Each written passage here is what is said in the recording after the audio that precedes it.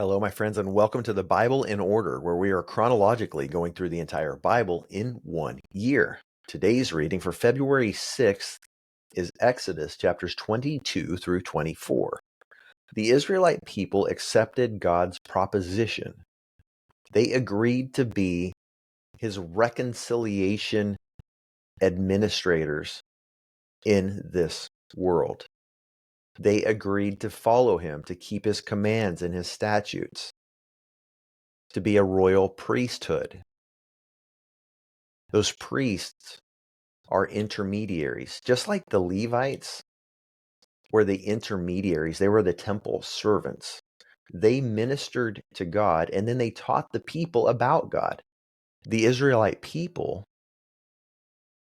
were fulfilling that for the world. They were teaching the world about God, and they were ministering to God at the same time. They were the intermediaries. That's what they agreed to do. And so, as a result, they had to know what it was like to live in a manner that was consistent with God's character. Righteousness, justice, truth, integrity, doing right for other people, not lusting after their own desires at the expense of the people around them. As we read through these chapters 22, 23, 24 of Exodus, remember, these are not just random rules in order to enslave the people.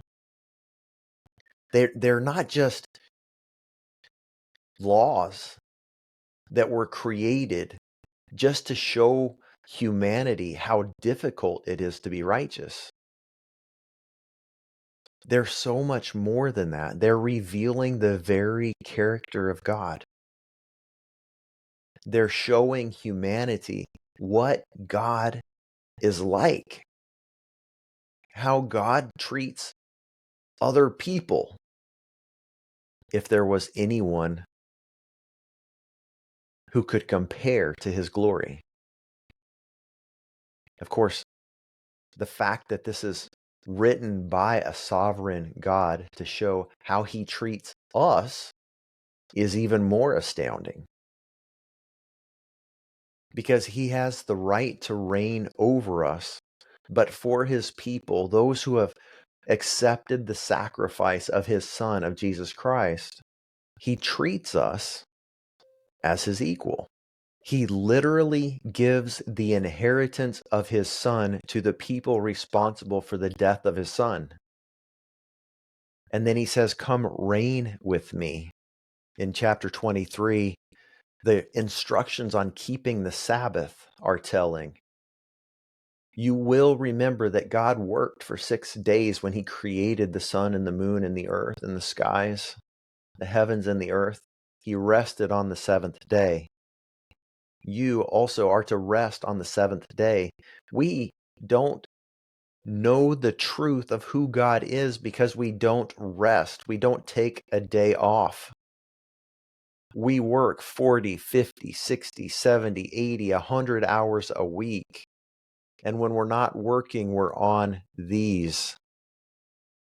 And when we're not on our phones, we're binging Netflix or YouTube, or we're reading a book, or we're taking our kids to their soccer games and their cheerleading practices. God designed creation in such a way that even the land needs every 7th year off. He's telling us something. Listen, if God wanted a day off, and he tells us to not farm on the 7th year so the land could have a day off, and he tells the Israelite people to take every 7th day off, what makes us think that we don't need a day off? The whole purpose of it is to rest and to think about how good God is, how wise he is, how we don't understand the things that he's done. We, as a people, don't even realize when we're being lied to because we never take time to stop and reflect and think.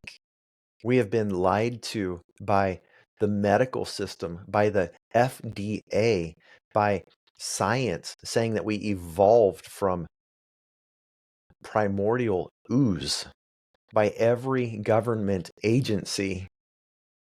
The climate change debacle for the last 50 years, they've been telling us that Florida is going to be underwater, that all of the coastlands are going to be underwater, and yet these billionaires and politicians are buying coastal properties all the time.